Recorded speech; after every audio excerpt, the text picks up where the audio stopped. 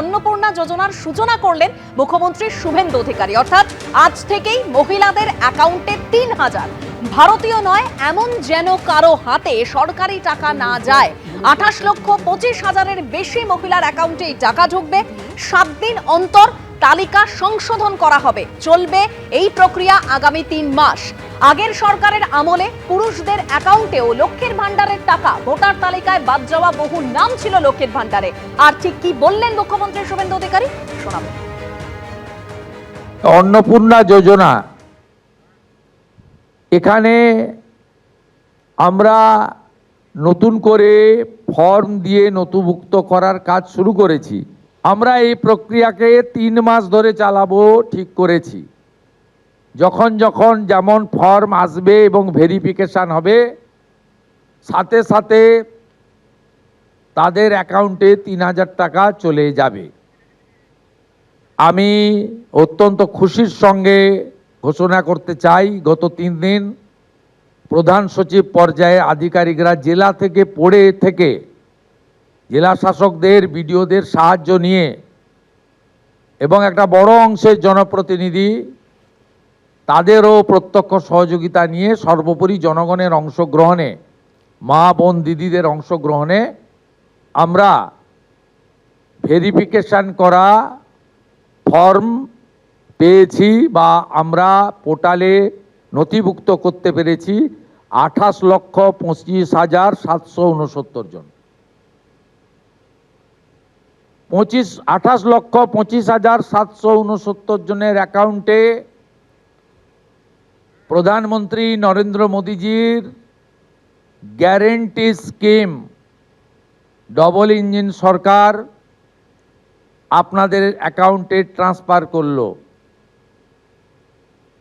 আপনাদের সামনে আরও অনেক দিন সুযোগ থাকবে। প্রতি 7 দিন অন্তর সংশ্লিষ্ট দপ্তরের মন্ত্রী মহোদয় প্রেস কনফারেন্স করে ভেরিফাইড নথিভুক্ত ফর্মের তালিকা এবং প্রাপকের সংখ্যা পশ্চিমবঙ্গের জনগণকে জানিয়ে দেবে। একাধিক নাম চর্চার জায়গায় উঠে আসছে। অশোক দেব, নয়না বন্দ্যোপাধ্যায়, গতকালই আপনাদের মনে আছে ধর্মতলায় ওয়াই চ্যানেলে মমতা বন্দ্যোপাধ্যায়ের যে ধর্ণা কর্মসূচি, সেখানে কিন্তু তারা অংশগ্রহণ করেছিলেন। এই নয়না বন্দ্যোপাধ্যায় একেবারে মমতা বন্দ্যোপাধ্যায়ের পাশেই ছিলেন। অন্যদিকে অশোক দেব, তিনি উপস্থিত ছিলেন। কুণাল ঘোষ আমরা গতকাল দেখেছি, তিনিও ছিলেন। গতকাল তিনি অসুস্থ হয়ে পড়েন। সেই কুণাল ঘোষ, নয়না বন্দ্যোপাধ্যায়, অশোক দেব, তাদের কিন্তু আজকে দেখা গেল নবান্নে মুখ্যমন্ত্রীর প্রশাসনিক বৈঠকে যোগ দেবার জন্য তারা উপস্থিত হয়েছেন। আর অন্যদিকে আপনারা জানেন যে বিধানসভায় 58 জন বিধায়কের বৈঠক এবং তারপরেই বিরোধী দলনেতা হিসাবে ঋতব্রত বন্দ্যোপাধ্যায়ের নাম প্রস্তাব করা হয়েছে এবং সেই চিঠি কিন্তু ইতিমধ্যে স্পিকারের কাছে জমা দেওয়া হয়েছে। সরাসরি আমাদের প্রতিনিধি আশাবুল হোসেন আমাদের সঙ্গে রয়েছেন। আশাবুল, আমরা জানি গত 4 তারিখ ভোটের রেজাল্ট বেরোলো, আজ 3রা জুন। এই 1 মাসের মধ্যে দলের রাশ এতটাই আলগা হয়ে গেল যে নতুন তৃণমূল গঠনের জন্য প্রস্তাব দিতে হলো এবং নতুন বিরোধী দলনেতা গ্রহণ করার জন্য প্রস্তাব স্পিকারের কাছে পাঠিয়ে দেওয়া হলো। বিদ্রোহী বিধায়করাই এই কর্মসূচি গ্রহণ করলেন।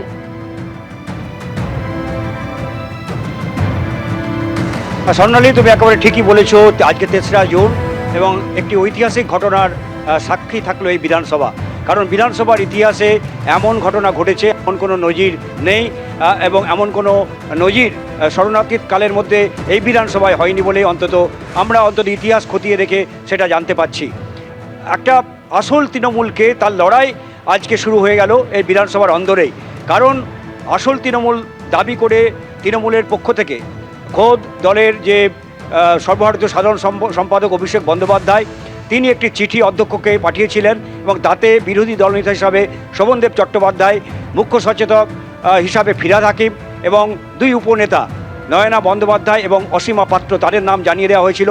কিন্তু সই সংক্রান্ত নানা রকম জটিলতার কারণে অধ্যক্ষ তা গ্রহণ করেননি। এরই মধ্যে তৃণমূলের মধ্যে একটা বড় অংশের বিধায়ক তারা বিদ্রোহী হয়ে ওঠেন এবং তারা সাফ জানিয়ে দেন শোভনদেব চট্টোপাধ্যায়কে তারা বিরোধী দলনেতা হিসাবে মানবেন না। এবং তারপর তারা আজকে এই বিধানসভার মধ্যেই নৌশের আলী কক্ষে তারা বৈঠকে বসেন এবং সেখানে 58 জন বিধায়ক তারা একটি প্রস্তাবে সই করেছেন এবং সেই প্রস্তাবে তারা স্পষ্টভাবে তারা যে বহিষ্কৃত তৃণমূল বিধায়ক ঋতব্রত বন্দ্যোপাধ্যায় তাকে বিরোধী দলনেতা হিসাবে তারা সম্মতি দিয়েছেন।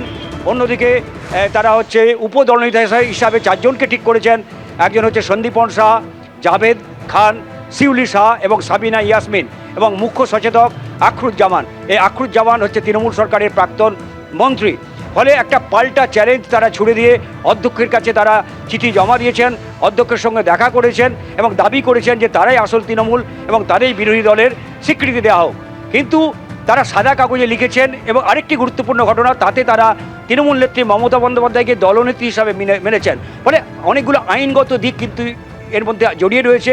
সেই আইনগত দিক এই মুহূর্তে অধ্যক্ষ তিনি খতিয়ে দেখছেন বলেই বিধানসভা সূত্রে জানা গেছে। আর কিছুক্ষণের মধ্যেই 3:30 থেকে 4টের মধ্যে যে বিধায়করা এখানে সই করেছেন, অনেকেই জাননি, যাদের আজকে যে জেলার বিধায়করা আজকে আমন্ত্রণ পেয়েছেন মুখ্যমন্ত্রীর নবান্নের বৈঠকে, তারা সেখানে গিয়েছেন। তারা এখানে ফিরে আসবেন। বিশেষ করে উল্লেখযোগ্যভাবে সন্দীপন শাহ এবং ঋতব্রত বন্দ্যোপাধ্যায় তারা আমাদের জানিয়েছেন তারা এখানে ফিরে আসবেন। একদম আশাবল, আজকে বিধানসভায় প্রবেশ করার সময় সন্দীপন সাহা, সাবিনা ইয়াসমিন এবং মুস্তাফিজুর তারা কি বলেছেন একবার শোনাবো, তারপর আমি পরবর্তী আমাদের প্রতিনিধির কাছে যাব।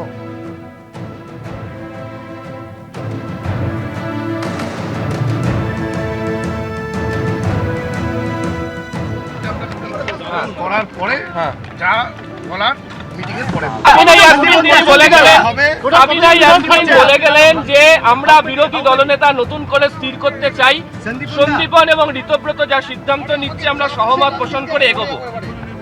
সেটা দেখুন আমাদের মিটিংটা হোক। মিটিংটা না হলে কিছু বলতে পারবেন না। কতজন থাকবেন আজকে সঙ্গে? কতজন থাকবেন? দেখতে পারবেন, সংখ্যাটা দেখতে পারবেন। More than 2/3। যারা আমরা এমএলএ আছি, তৃণমূল কংগ্রেসের যারা আমরা এমএলএ আছি, সবাই মিলে এটা আমরা অর্গানাইজ করি। কতদূর আছেন আজকে দেখতে পাবেন, একটু পরে আমরা জানিয়ে দেব। কি হবে আজকে? আমরা বিরোধী দলনেতা কে হবে সেটাকে নিয়েই আজকে বিধানসভায় তৃণমূল কংগ্রেসের মেজরিটি আমরা এমএলএরা আলোচনা করে আজকে ঠিক করব।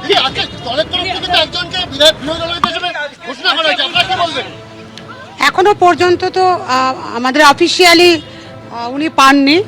আমরা 80 জন এমএলএ একসঙ্গেই আছি। এখন ভিতরে গিয়ে কি পরিস্থিতি আছে আমাকে দেখতে দিন। দেখুন, বিধানসভায় যাচ্ছি আমরা পশ্চিমবাংলার জনগণের জন্য। সেখানে সই ডুপ্লিসিটি করা যদি কেউ করে থাকে, আমি জানি না, অন্তত আমি কোথাও করি না, করে থাকে, এটা অবশ্যই একটা ভুল কাজ। বিধানসভার কোনো বিধায়কের সই ডুপ্লিকেট করা হবে কেন? আসল তৃণমূল বলে দাবি করে স্পিকারের কাছে ইতিমধ্যেই একটি চিঠি দেওয়া হয়েছে, যেখানে ঋতব্রত বন্দ্যোপাধ্যায় বহিষ্কৃত বিধায়ক, তাকে বিরোধী দলনেতা হিসেবে তার নাম প্রস্তাব করা হয়েছে। বিকেল 4টের মধ্যে বিধানসভার চিত্রটা একেবারে পরিষ্কার হয়ে যাবে।